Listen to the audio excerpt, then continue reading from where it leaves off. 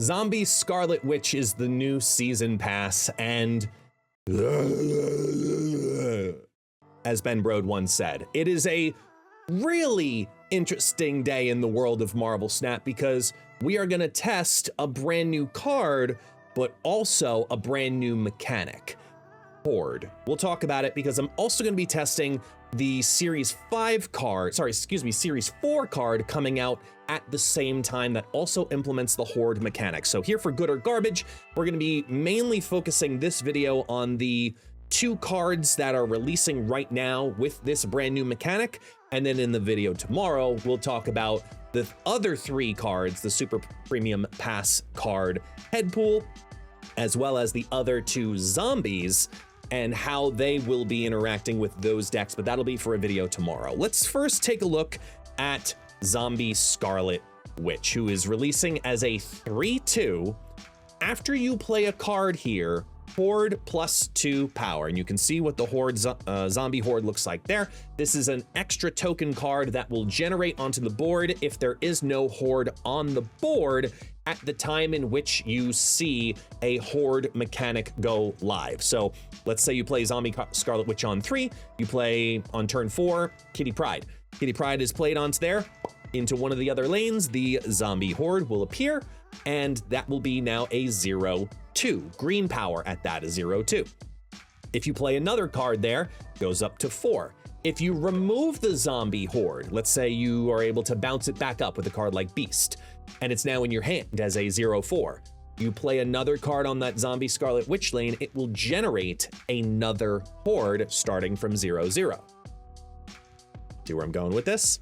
So there's a lot of Hordes here. If they're not on the board, it will create one. And there's even locations coming out that will also create it. That's why today's Good or Garbage is going to focus on the Season Pass in the Horde mechanic, and we will couple that with the Zombie Giant Man card coming out, who's a 5/3 on reveal. Give the Horde +1. Then this gains power equal to your Zombie Horde. So in bare bones worst case scenario, let's say turn 4 you played Zombie Scarlet Witch, that's a 3/2. Then you play a 1-cost card there as well. It's now put out the Zombie Horde, which is now a 0/2. You play Zombie Giant Man on turn 5. You see that 0/2, it now goes up to 0/3, and that will make Zombie Giant Man a 5/6. Now that might not seem like a lot of power, but I think with the way that these cards will begin to scale over the course of the entire season, as well as some of the mechanics I think are going to be really fun here right now with these cards, I think we've got some cool things that we can already do week 1 with this new mechanic, and it will only get stronger and stronger. So let's take a look at some of the decks that I have built for today. And if you're curious why Taxi is there over in the corner, next Tuesday, the 14th, is my birthday stream. We're gonna be doing a Brazilian churrasco stream while playing Marvel Snap, looking at cards, trying new mechanics. We'll be outside at the grill, and I'll be showcasing really some amazing cooks. I'm super excited about it. If you wanna be there for it, you wanna support it, come on over to the live stream and support that, please. Now, let's dive into Horde Monkey Bounce. This is just Zombie Scarlet Witch as is, and we're playing a bounce deck. Now, the way that I see this working is you're looking to pick up via Beast or Toxin those Hordes repeatedly, because then you're ending up with zero cost cards in your hand to make that Hit Monkey go absolutely crazy. Plus, you have multiple cards here that are able to play into the Zombie Scarlet Witch lanes on turns 3 and turns 4, and then also get out of that lane via Falcon, via Toxin, via Grandmaster, even moving a card over and out of the lane to free up another space. Being able to play on that Zombie Scarlet Witch lane repeatedly is actually going to be very easy.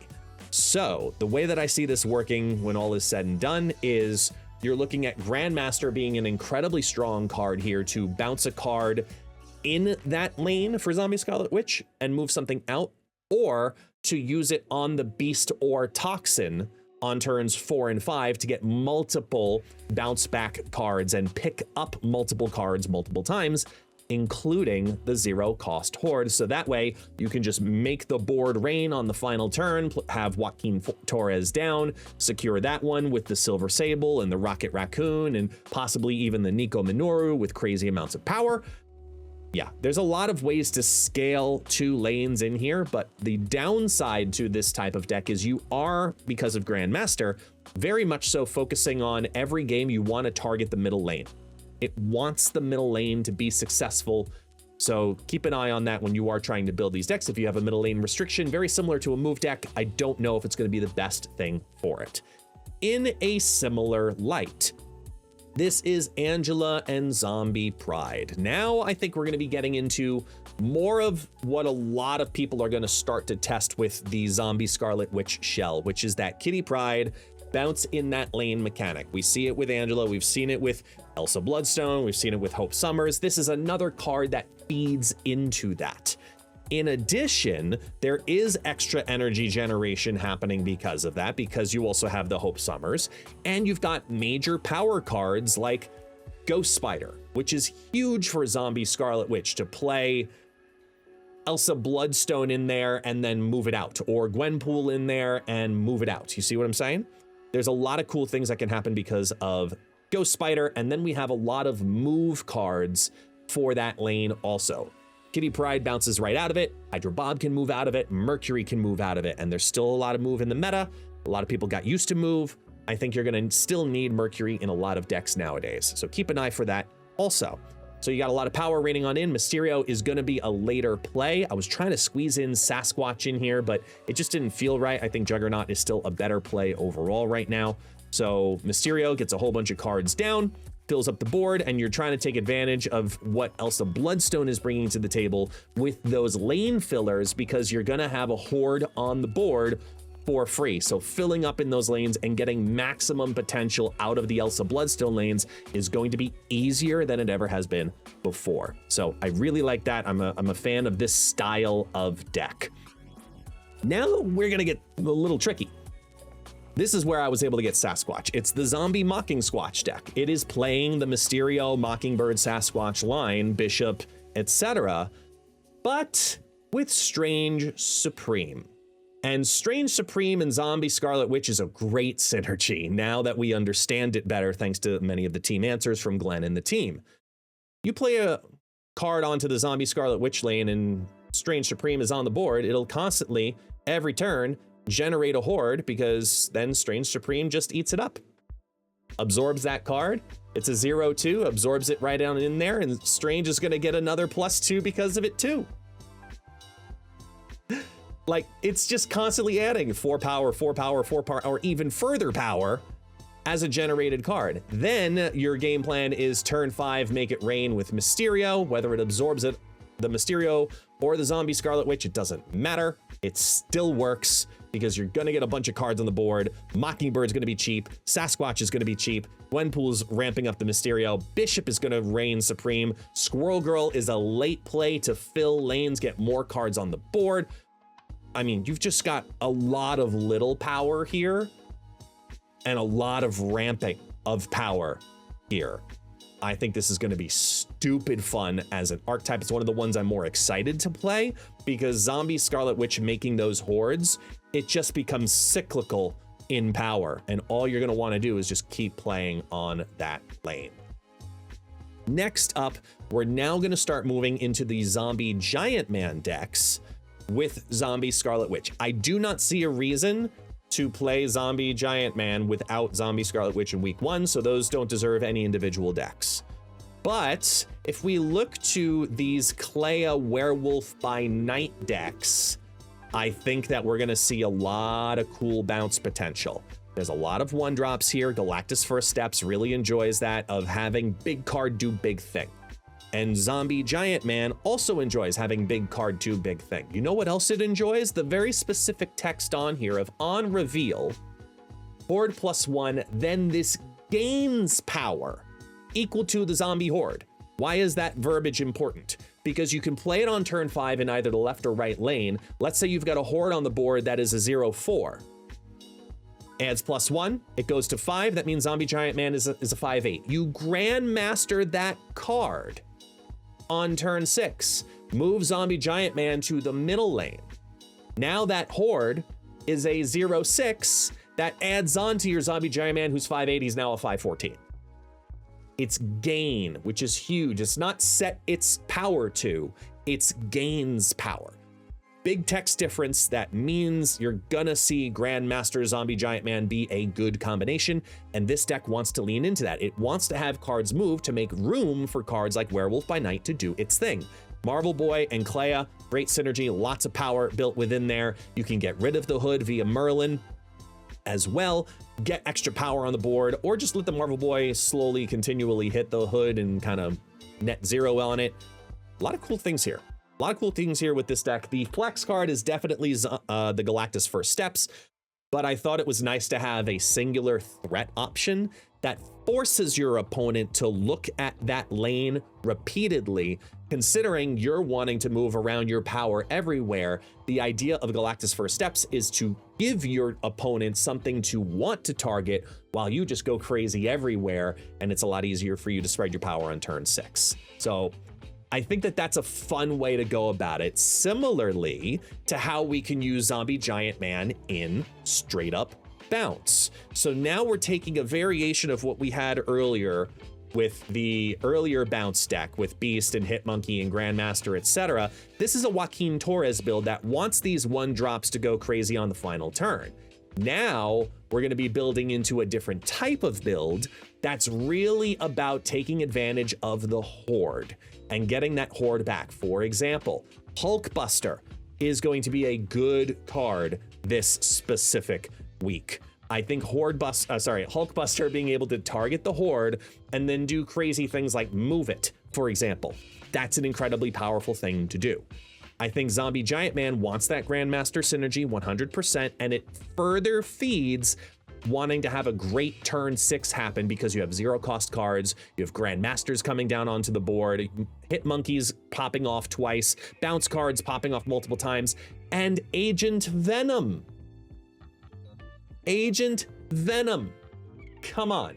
It makes total sense in this deck. The only card that it hits is the Beast. So I'm kind of using Zombie Giant Man here in this deck the same way that you would see Iron Man typically represented in this deck. It is a scalable piece of power that I thoroughly enjoy for the Horde mechanic in week 1.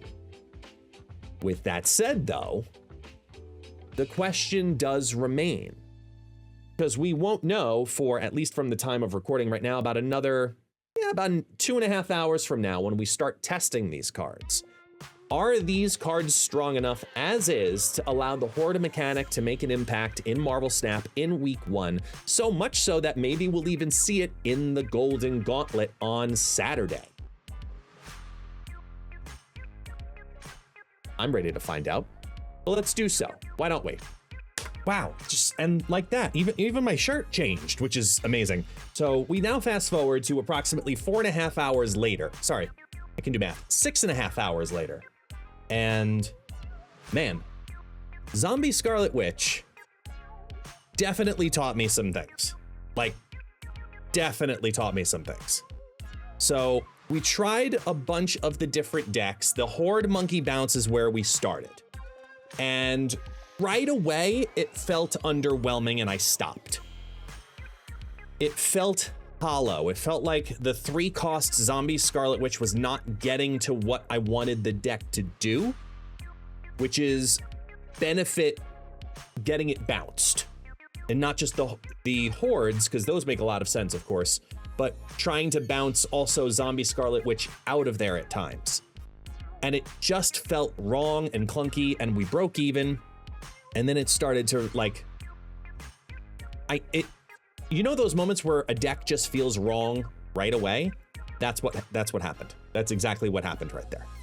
So then we moved on and we went over to Angela and the Kitty Pryde type stuff. And we experimented with that one, and then we also experimented with Mocking Squatch. So these Mysterio-focused builds. Both of them showed a lot of promise, but they also felt just slightly off. This deck here needed one more win condition, and I know exactly what it is. It's to remove Vivision and replace it with, sorry, Cannonball. because you already got Mercury in the deck, and then everything else seems to flow. The reason that you want this out also is because you've also got Zombie Scarlet Witch, Elsa Bloodstone, and Hope Summers all competing for that drop me down on 3 spot. This is your third option. This is more often than not your top option, and then this is your backup option. Either one of those is great to get down on turn 3. You're always going to be ahead and feel good about it. There's variance depending on the situation of which one you want when, but the deck felt very close to being good. Like, really close to being good. But Vivision ended up actually clunking the deck more than it ended up helping the deck. In regards to the Mocking Squatch variation, we tried the Strange Supreme. The whole hope was for it to go Strange Supreme into Zombie Scarlet Witch into stuff that starts creating more and more of those hordes. Strange Supreme eats it up.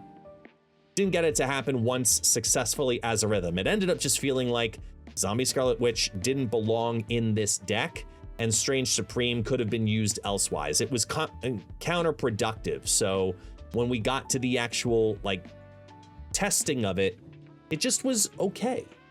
Both decks felt like they had good ideas, but they weren't fully executing on what those ideas wanted to be. Minus a card here, add a card here. I'm not 100% sure for the Mocking Squatch deck which it is, which card needs to be substituted out. It might be the Bishop. It might be the regular Bishop. Either Bishop, I think, might be good calls, but there's just a slight misbalance in the gameplay for it. And I already said with the Angela and Zombie Pride that I'm pretty sure Vivision turning into Cannonball just basically fixes the deck the rest of the way. Then we started the 2 Horde cards in the same deck. That's when I finally felt like, okay, there's something here. So proactively, before even showing the results, I'll tell you, if you're going to play a Horde deck, in my opinion, you need both of those cards in there. In week 1, you have to have both, because Zombie Scarlet Witch as an bouncing thing all by itself, or a clogging thing, or a Strange Supreming thing, it's not strong enough by itself. It needs more. So when we put it with this build, with Galactus First Steps and the Marble Boy Clea, Werewolf by Night, bounce around type stuff, it had multiple different play lines. And the amount of times that it felt so good to just go Zombie Giant Man on 5 into Grandmastering it on 6 in both builds felt great, because the dark side of bounce out of this is the deck I'd tell everybody to start with from here on out. You can make a case that Hulkbuster and Ancient Venom can be exchanged for Collector and or Agony. But this is, if you're gonna do bounce, this is how you should do bounce for this deck, because there's a lot of potential power in here, like a lot of potential power. And there were multiple times, the best play line I kept finding was beasting the left or right lane and the middle lane on turn 5. So just Grandmaster that card right after. So you go Beast into Grandmaster, pick up 2 lanes of cards, and then make it rain. And Zombie Scarlet Witch appreciates that, because you're actually getting rid of her, and she's kind of a dead card on the final turn. As a 3/2, she really doesn't hold a lot of value. The Horde is what holds value. So getting rid of her actually helped more often than not. So that's why when you look at the final results, we started to really take off with the dark side of bounce. That was the deck that felt the best. It's the one I'm gonna tell you to start with if you're going to get Zombie Scarlet Witch. This one, very good, but very like Galactus First Steps is probably the maybe of the crew that we can work with something else on. But because, again, we ran into the same problem of 3/3 drops that are all competing to be dropped on turn 3, Zombie Scarlet Witch causes the same problem again. Now, does this mean that I think she should be adjusted? No, not at all. This is a card that we are right now trying to find in day 1, week 1, find its home. but it's not going to have a home for weeks. It's not going to have a true home for weeks because you need more cards to it. You need the Hunger to come out. You need Zombie Mr. Fantastic and Zombie this and Zombie Sentry, Zombie all the hordes. You need all the things. Right now we have 2. And we're forcing it to happen with things like Grandmaster. We had a great idea in the chat earlier the same way by using Silver Surfer First Steps. I'd love to hear your deck ideas with that combination and Zombie Giant Man down below, because I think there's something really potentially there too, but we didn't test it today. Today is just about getting a first impression for not just a card, but an archetype. And right now, Horde as an archetype is mid. So Zombie Scarlet Witch and Zombie Giant Man, I'm gonna say together are good. Individually, they are garbage.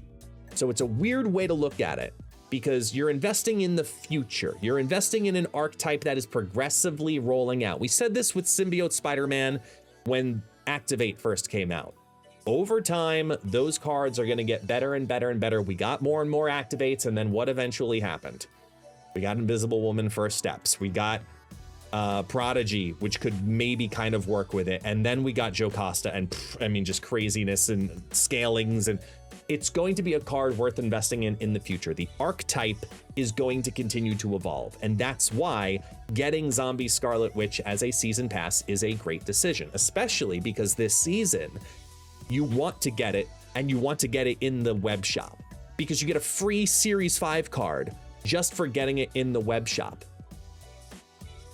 This is a no-brainer, folks. You're getting for the super premium season pass plus, please, plus, all the SPs, that big one, the $20 one, gets you Zombie Scarlet Witch, Headpool, who will be testing tomorrow for good or garbage, and another Series 5 card. And you get a Night Forged Arnim Zola variant where, not gonna lie, that thing is frickin' awesome. Like, we got refraction border on it, looks great. It's a really nice variant, but I digress. It's just an insane value. And Zombie Scarlet Witch is the beginning of that archetype, and it's worth investing in right now. If you plan on getting at least 2 Horde cards this season, outside of the season pass, you justify Zombie Scarlet Witch alone. But the season pass is also the season pass. You get a lot of value out of it too.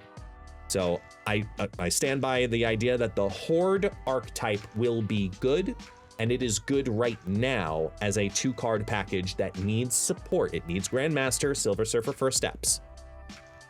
But individually, you can't run the cards solo. They are garbage. You have to run them together. Fair? Fair. All right. So if you're watching this, that means Wednesday all day, we'll be testing the other cards. We'll be testing out Discard, and we'll be testing out the Destroy archetypes because we have a lot more zombies and a head pool to get through. So that's good or garbage for right now. I'm actually really excited to see how this season now progresses for the Horde mechanic. I appreciate you all. Let me know down in the comments below how you feel about these cards right away. And as always, I'll see you next time.